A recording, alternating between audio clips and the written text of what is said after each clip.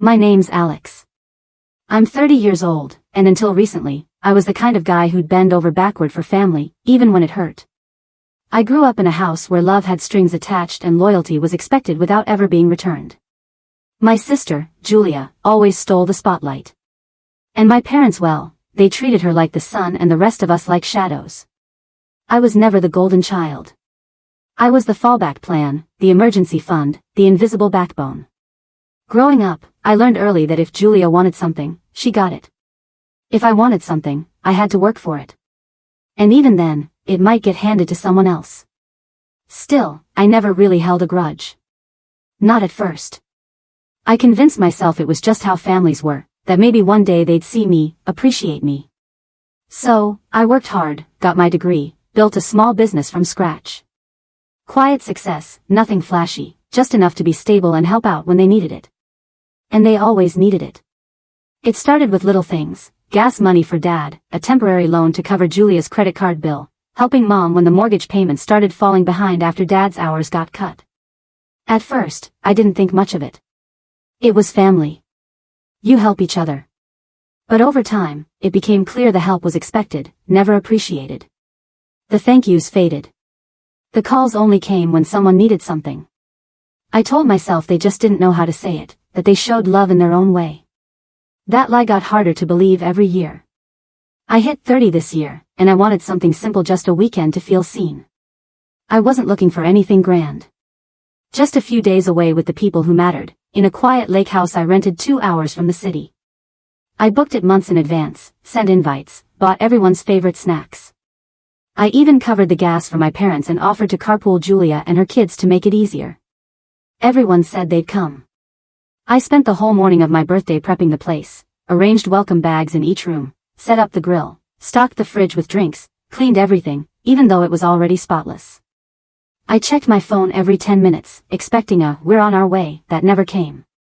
Noon passed, then 2, then 5. By 8, I was sitting on the back deck alone, watching the sunset over the water with 6 untouched steaks in the fridge and a cake that just said, "Happy 30th, Alex." No candles, no singing, just silence.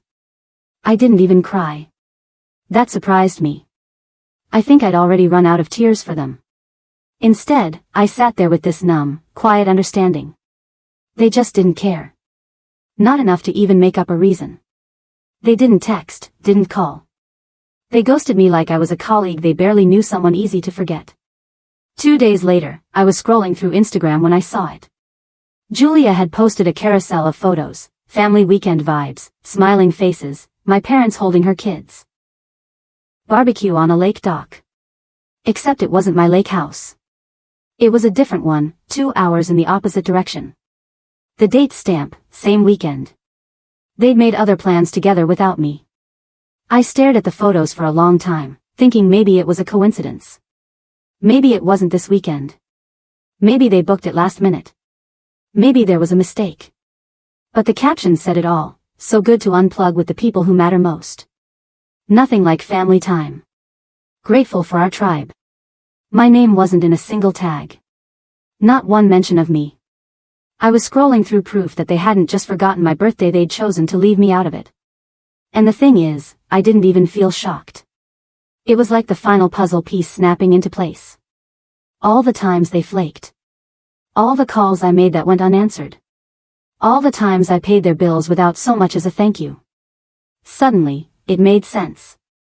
I was never invited to the party. I was just the guy who paid for it. I didn't respond, didn't comment, didn't message anyone. I just sat in that realization for a full day, letting it settle in like dust after a long collapse. And then I acted. The next morning, I made 3 phone calls. First was to the bank to remove myself as co-signer on the temporary business loan Julia had roped me into 5 years ago. I had the paperwork to show I was the guarantor. She hadn't made a full payment in 7 months, and the risk was starting to hit my credit. I told the bank I'd no longer be held liable, and since she'd defaulted, they could begin collections directly. Second call, Dad's truck lease. I'd been covering the payments since last spring when he'd casually mentioned being a little behind. I stopped the autopay and told the leasing company to forward all future invoices to the primary account holder him. Last call, Mom's mortgage. This one hurt the most because I truly believed I was doing something good. She'd said the house was nearly paid off and just needed a little help to keep it in the family.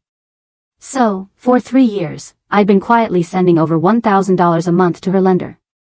Never even told my friends. It was supposed to be a gift, an act of love. I canceled the transfer. No announcements, no angry text, no dramatic speeches, just a cold, quiet shift. That night, as I sat on my couch with a leftover slice of birthday cake, my phone buzzed. It was Mom. Her message just said, "Did something happen?" I stared at the screen for a minute before typing back, "Yeah." I finally took the hint. Then I turned my phone over, let it buzz and buzz as calls started coming in. The first call came from Mom. I let it go to voicemail, then Dad, then Julia, one after the other, like a chain reaction of realization spreading across their little inner circle. Except this time, I wasn't part of it. I didn't answer any of them. I just watched the names flash on my screen, one after another, like ghosts of people I thought I knew. By morning, I had 17 missed calls, 5 voicemails, and a text from Dad that read, "Your mother's in tears. What is going on?" I didn't reply. Not because I was trying to be cruel, but because for once, I wanted them to sit in the silence they'd fed me for years. I wanted them to feel what I felt when I was sitting on that empty dock with party lights flickering in the wind, waiting for people who were never coming. Around noon, I got an email from Julia. Subject line, "We need to talk." The body was too short for someone who just excluded their brother from what should have been a milestone. "Hey, I didn't know you'd feel so hurt. It was a spontaneous trip. Can we talk?" I read it 5 times. A spontaneous trip with matching shirts, coordinated menus, a hashtag, a rental house that required at least a deposit and a week's notice. The kind of spontaneous that takes 3 planning sessions and a group chat. And somehow I was supposed to believe it was a last-minute accident. I didn't reply. Later that day, I finally listened to Mom's voicemail. Her voice was soft, like she just finished crying, or maybe wanted to sound like she had. "Alex, honey, I don't understand what's happening. I noticed the mortgage payment didn't go through this month. Are you okay? Did something happen with your account? Please call me. I'm worried." Worried?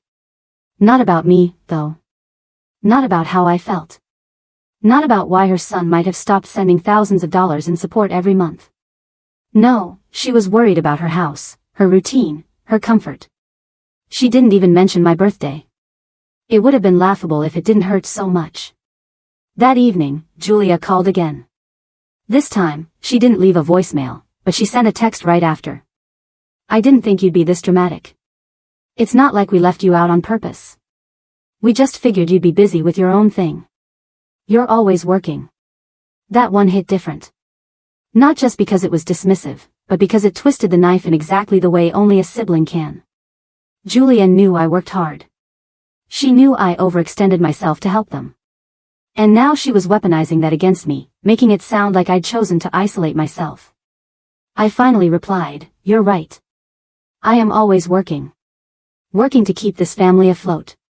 Working to keep Dad's truck from getting repossessed.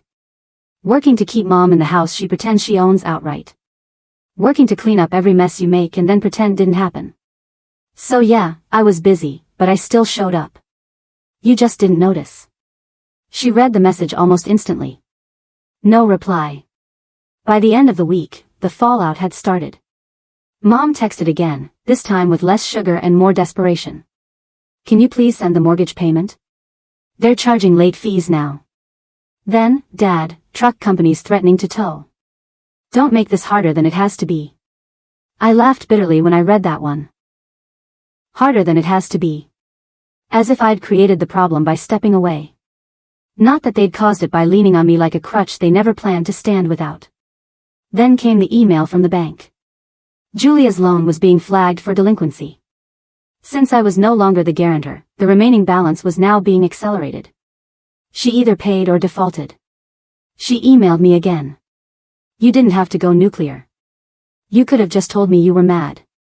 I stared at my laptop for a while just thinking, no, I didn't have to.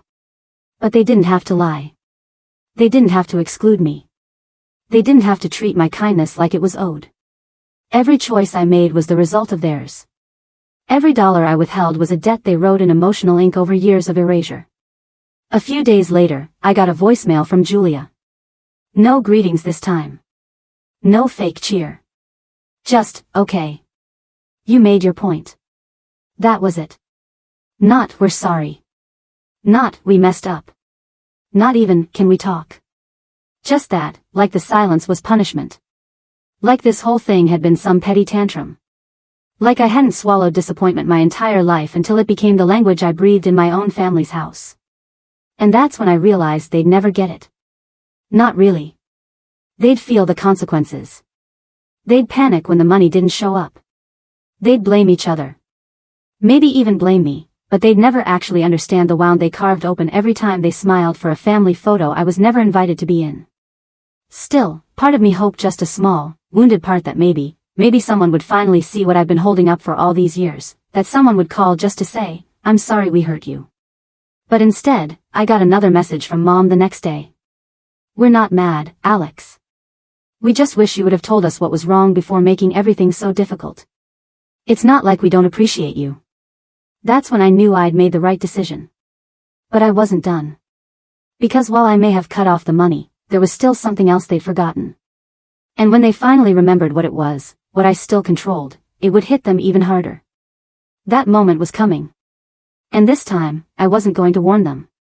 Not with a message, not with a call, just silence and consequences. A week went by with nothing but radio silence from me and a growing pile of increasingly panicked messages from them. I ignored them all. I didn't block anyone. No, that would have given them the satisfaction of thinking I was being emotional or overreacting. I wanted them to see the silence, to sit in it, and realize that for the first time in their lives, I wasn't going to clean up their mess. But while they were scrambling to patch up what I'd undone, I was doing something else, digging through files. See, it wasn't just the mortgage, the lease, and Julia's loan I'd been helping with.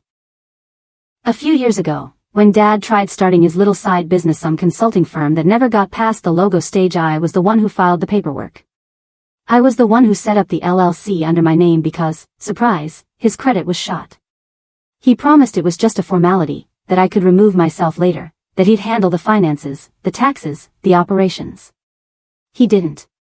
For 3 years, the business sat dormant. Occasionally, he'd get some side gig and run the money through the account, but most of the time it was just sitting there until it wasn't. Earlier this year, without asking, he'd used the business account, my business account, to apply for a small line of credit, $12,000.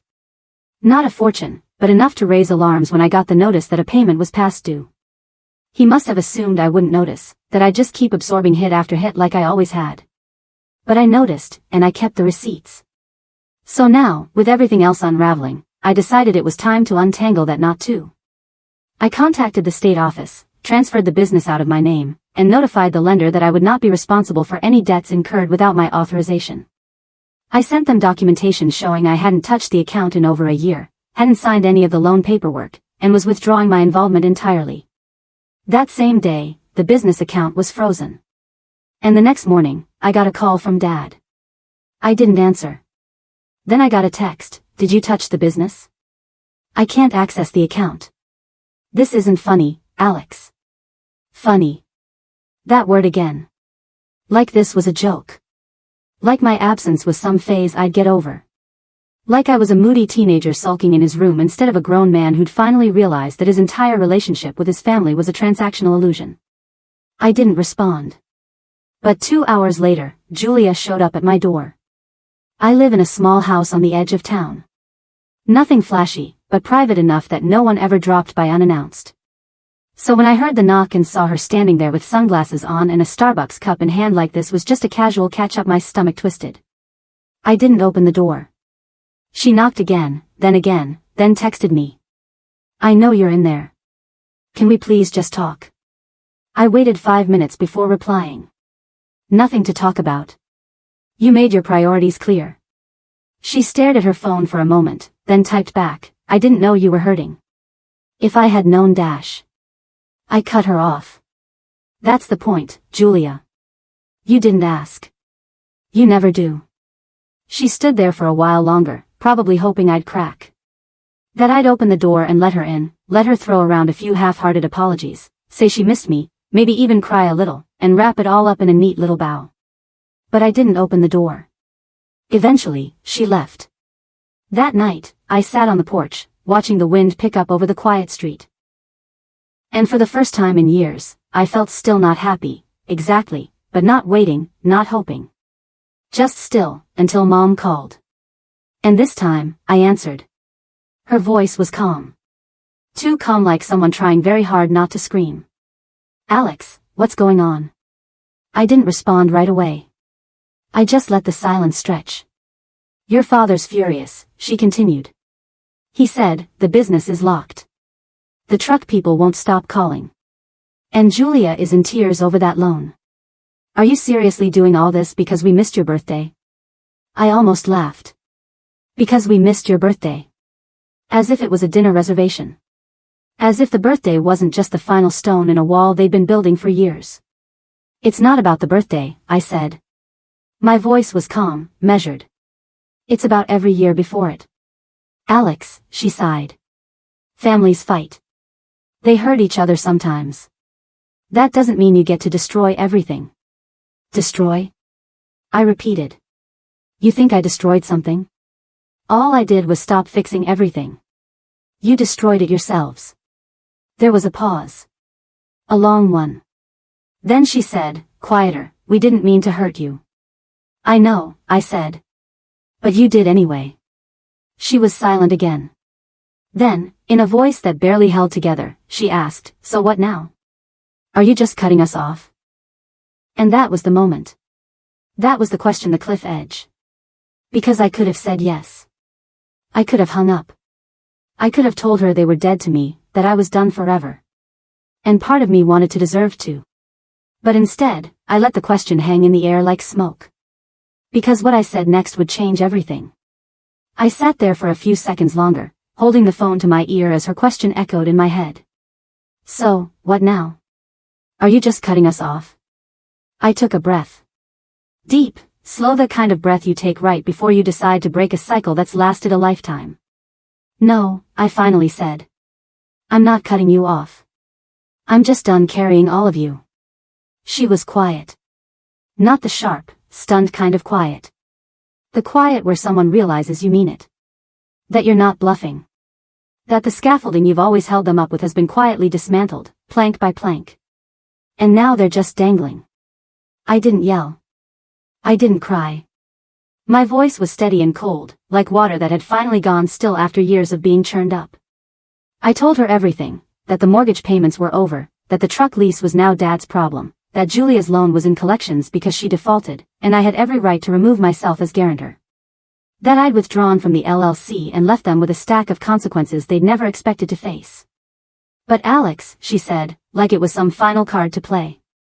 We're family. No, I said, with a finality that surprised even me. Family shows up. Family includes you. Family doesn't ghost your birthday while smiling for matching shirts and lakeside selfies. You don't get to use the word family like a shield when it suits you. You're angry, she said. You don't mean all this. I've never meant anything more, I replied. There was a long silence on the other end. Then the line went dead. She hung up. I didn't call her back. Over the next few days, the fallout spread like cracks in ice. Julia posted something vague and self-pitying on Facebook about entitled people who forget what family really means. And I didn't take the bait. Dad tried calling again, this time with a voicemail that was less yelling and more pleading, asking if I could at least make one more payment while they figured things out. No. That was the whole point. They'd had years to figure things out while I figured out how to juggle keeping my own life running while funding theirs in the background. And the worst part? They never saw it. They never noticed the sacrifices because I never made a show of them. I didn't wave bills in their face or remind them when their names were on the check I paid. I just did it quietly, repeatedly, until they started treating it like oxygen, something that would always be there, invisible and reliable. They didn't realize that even oxygen has limits. I got a letter in the mail a week later from the mortgage company. They were initiating foreclosure proceedings on my parents' house unless a payment was made within 30 days. I stared at the notice for a long time, remembering every holiday dinner I paid for in that house, every repair I covered, Every late-night call where Mom cried and told me how stressed she was about bills right before turning around and helping Julia pay for new countertops. I folded the letter back up and set it on my desk. Then I did nothing. No calls, no transfers, no miracle save. Let them figure it out. Around the 2-week mark, I got a knock at the door. I opened it, and there was Julia again, but this time, no Starbucks, no sunglasses, no fake calm. She looked tired. Really tired, like someone who hadn't slept right in days. I just want to talk, she said quietly. Please. I didn't move aside, didn't invite her in. Then talk, I said. She hesitated, then held out a manila folder. These are all the loan documents. I've been trying to work with the bank. They said maybe if I could pay down a portion, they'd pause collections. I looked down at the folder but didn't take it. I'm not co-signer anymore, I said. That's between you and the bank. She looked at me like I'd slapped her. Alex, please. I don't have the money. You know I don't. You've always helped before Dash. And that's the problem, I said. She opened her mouth to speak again, but I cut her off. You left me alone on my birthday, Julia. Not just physically, emotionally. You made a choice. And now I'm making mine. She blinked, tears rising. I didn't think it would hurt you that much. I smiled, just a little. That's the worst part. You didn't think about me at all. She stood there, silent, as her shoulders started to slump. So that's it?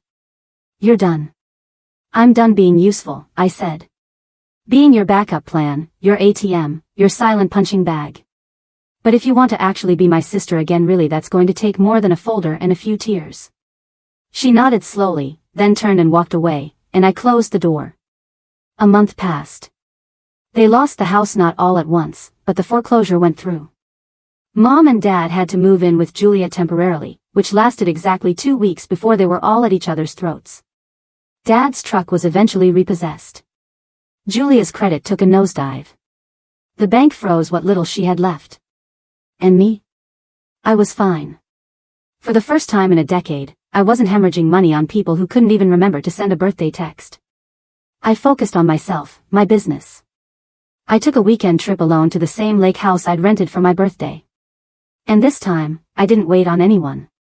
I brought a book, grilled a steak, and watched the sun set from the same dock I'd once sat on in silence. Only this time, it was peaceful, not lonely.